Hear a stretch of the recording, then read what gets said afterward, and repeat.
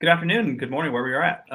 Emily, thanks for joining me. So today we're going to be talking about Saudi Arabia, U.S. I know, Emily, that's been something that you've been asked a number of questions on over the last few days, few weeks about, I guess the poor relationship following the OPEC meeting last week. Just can you just give your broad overview of what you think the U.S. Saudi relationship is right now? Yeah, so the US Saudi relationship is certainly in a tense moment right now. We have really it's been focused a lot on sort of the oil dynamics, the energy dynamics between the two governments over this last year, given the high gasoline prices in the United States and the political impact that that has on President Biden and the upcoming election. But the US Saudi relationship is, of course, so much more than that. There's a military component, security component, there's all sorts of ways in which these two governments are aligned in terms of what they want to see in the world. And then there are ways that they are not aligned. The Russia Ukraine crisis and the fact that Saudi Arabia hasn't been, of course, nearly as adamant in condemning the Russian action in Ukraine, um, compared to Western countries, including the United States. That's been a bit of a stressor.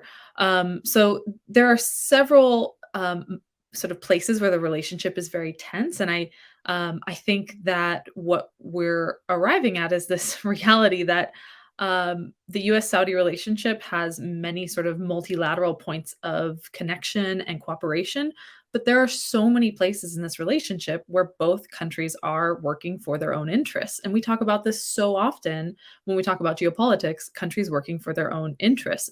Um, but yeah, so I think I would say, just to simply answer your question, relations are very tense between the two governments. President Biden made a very prominent visit to Saudi Arabia in July of this year, and was very sort of clearly seeking It didn't cooperation with work. Saudi Arabia.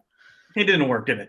And it didn't work. So that's probably the most obvious point of tension that we could start with and start to break down. And I don't know. I mean, you want to break that down for us, like where we are with energy and Yeah. oil? So we saw, of course, Biden going to Saudi Arabia. The intent there was for Saudi Arabia to organize a production increase.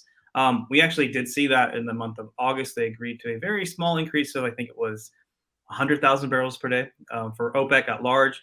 Not all that actually entered the market. And then very next month, Saudi Arabia rolled that back. And then last week, we then had OPEC Plus cutting production by a whopping 2 million barrels per day. For context, that's 2% of the global oil market. That's not a small amount. Now, the actual decline in production and exports will be lower, probably like half of that, if even that, because a lot of the countries in OPEC and OPEC Plus weren't producing where they could actually, at their quota levels. They just can't right now, to be honest. But it was a clear message by the Saudis. Yes, there are oil market reasons as to why they were doing that, recession concerns, all those kinds of things. But it was a very clear signal to the White House that the Saudis do not support what the White House is doing right now with respect to its sanction strategy against Russia. And what I mean by that is the G7's price cap on Russian oil. For the Saudis, that is a dangerous precedent. If you have Western governments being able to force upon, for political reasons, whether it be something that is may be, I guess, more morally valid, like the war in Ukraine, a price cap or a price ceiling on a major commodity, that's a very significant precedent that's going to be established. What's then to look down the road? Would these oil consuming countries try to do the same thing around Saudi Arabia's oil exports or somebody else's within OPEC? So that precedent is very dangerous, and I think they would probably view it as a very slippery slope, especially if you go back a few years ago. Let's assume that this price cap works. There's a question as to whether or not it'll be that effective. Let's assume that it does work, and it's proven that it can work. Go back a few years ago when President Trump was running for re-election and oil prices had gone up. What did he do to the Saudis? He threatened to pull military support.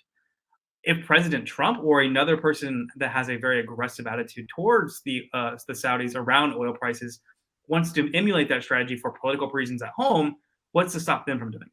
So I think it's Right. that dangerous precedent that's being started. And to be clear, it's not just about oil. We even heard like officials from Indonesia being concerned about this precedent, not because Indonesia is a major oil producer, they're a decent sized one, but because of, for example, Indonesian exports of nickel or other commodities that are going to become, crucial, especially for the energy transition. So that's where I'm thinking, like on the backtrack, excuse me, of what the Saudis are trying to do here. Yeah, and I think that makes sense. And earlier this week, the Saudi Minister of State for Foreign Affairs, Foreign Minister Adel Al Jubeir, said very clearly in an interview that in response to this question of did you do this to benefit Russia? And he said very clearly, no, we're doing this for the stability of the oil markets. And I think that kind of aligns with what you're saying in terms of Saudi Arabia wanting to ward off the possibility of the establishment of this kind of precedent that they're worried is going to create problems for them later on.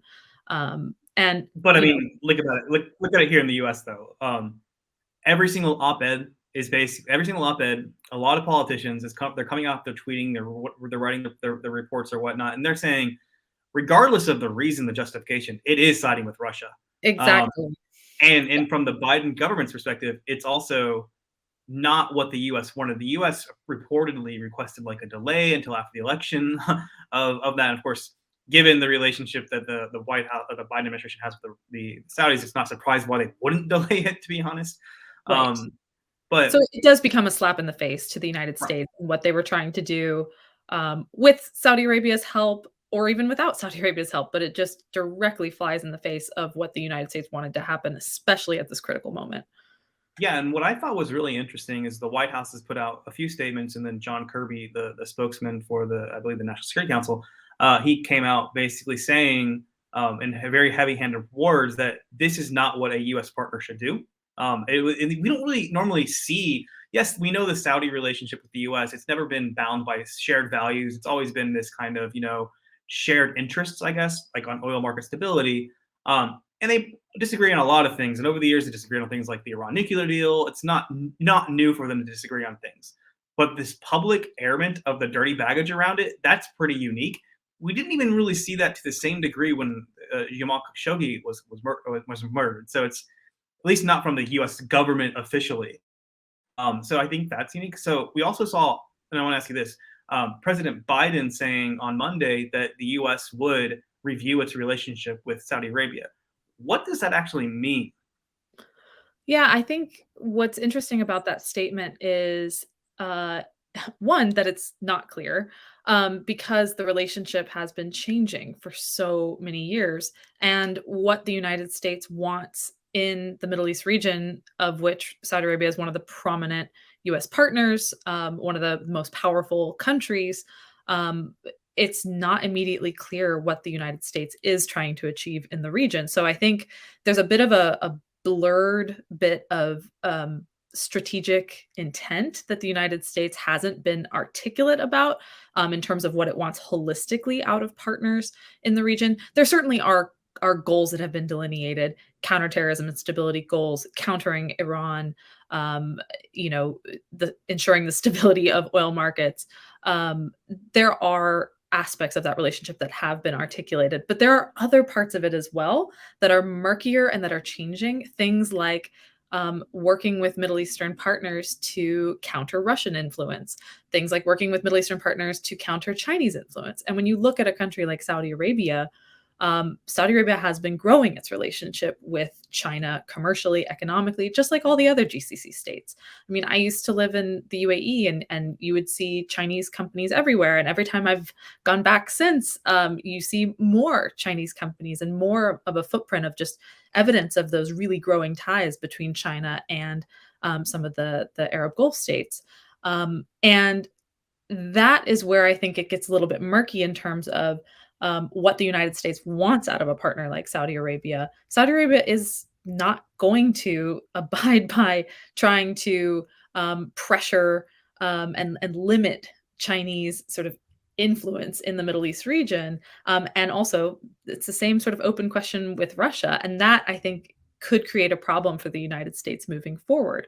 And it already is creating a problem. That's kind of what we're seeing right now in terms of the Ukraine war.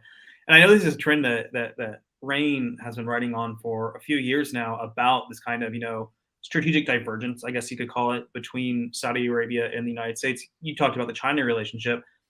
China is a major client, at least for energy resources for Saudi Arabia. Right. China is not making the same moves around decarbonization commitments, so they're going to be burning oil for a very long time. Saudi Arabia is looking at ways to diversify its security partnership, especially as this Biden administration has, paused some weapon sales because of human rights concerns. China is not going to really do that. The U.S. also isn't always selling them what the Saudis want. China has been a long-standing relationship with actually, giving away selling, I guess not giving away, ballistic missile technology to the Saudis that the U.S. isn't willing to sell. So I think those kinds of strategic divergences are going to continue to widen. And as the U.S., and if you look at the Biden administration's national security strategy, which was released this week, it clearly made an emphasis towards, peer competition with China is rising and considerably. That's going to become a point of contention between the two that we never really saw, at least during the second half of the Cold War, Right. because the Saudis were very clearly on the side of the United States. And also, to our viewers, if you have any questions, please send them in. We'll definitely happy to include those. Yeah. But yeah, so that's, I think we're in that trajectory long term. Definitely. And then, and yes, you brought up an important point that we should be clear about. Um, when I say that the United States government is not totally clear about its strategic objectives in the MENA region, you mentioned the fact that sort of countering China is very clearly delineated in the United States national security strategy. That is absolutely the case. But how that works in places like the Middle East is not immediately clear for the reasons that both you and I have laid out and others. And Um, the Middle East is just not the same priority it once was. Now the U.S. is the Middle East. It's not that the Middle East isn't important. It's that it's now a much bigger of a back seat to these other priorities, compared to where it was during the height of the global war on terror. Right. But the United States still needs the cooperation and collaboration with partners like Saudi Arabia to still ensure US interests there. There still is a massive US military footprint in, across the whole Middle East region, Saudi Arabia included, and the rest of the Arabian Peninsula and the GCC states. And we've talked a lot about how there is this shifting view towards Asia and trying to potentially pull some of those resources over to Asia to focus more energy on the issues that the US thinks are more strategically important.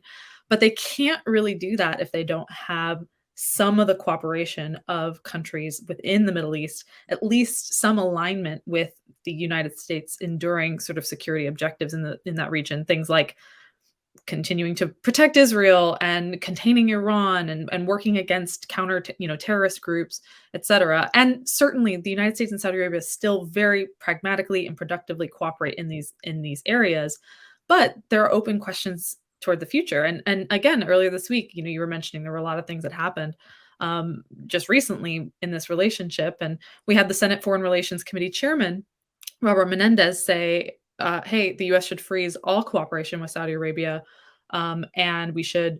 And a statement like that could it means that Menendez could use his position to try and block future arms sales to Saudi Arabia. And even though it's not likely that that we would see any new arms sales proposed before these upcoming midterm elections, it does open up this question about how intensifying congressional anger at Saudi Arabia It's not even could congressional, impact right? relations. At this point, it is the White House, and I think where I kind of wanted to leave the last few minutes of this on is what we can expect from the U.S. And I'm thinking the White House and Congress, because Biden was very clear that he wants to work with Congress on various things. So it doesn't seem like the Biden administration is going to do any new arms sales besides something that is very mundane, maybe like a deployment of Patriots because the Houthis have done something, something like that. One of the things that got a lot of airwaves was when the Biden administration specifically said that they were going to work with Congress around issues pertaining to OPEC's ability to price things in the oil market.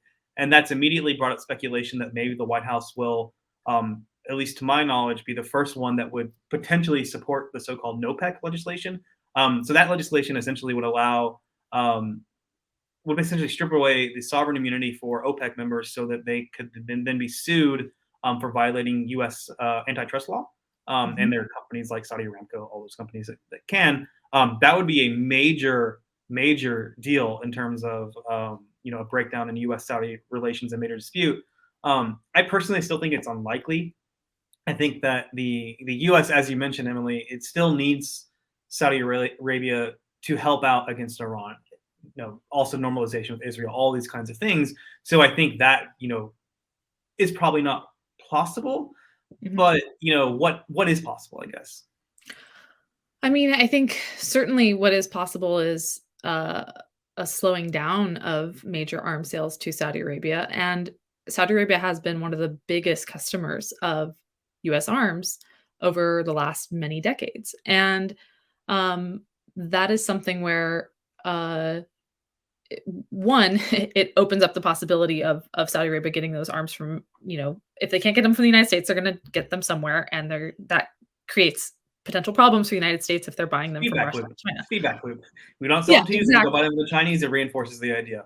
Exactly. But that doesn't mean that there won't be complications for future arms sales. And that would mean a big disruption to one of the strongest sort of components of this relationship so far, which is this really close integration between the U.S.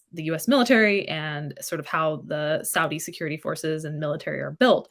We've already seen over the last several years as the United States has been drawing back from some of its footprint in the Middle East in places like Yemen, a conflict that the United States does not want to be overtly involved in.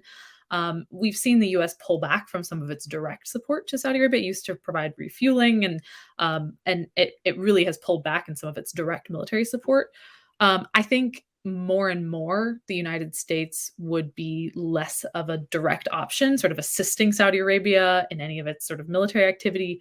Um, if this trajectory of worsening relations just continues to deepen and get worse, because it's going to be hard to maintain that really close security cooperation if the relationship is sort of in shambles.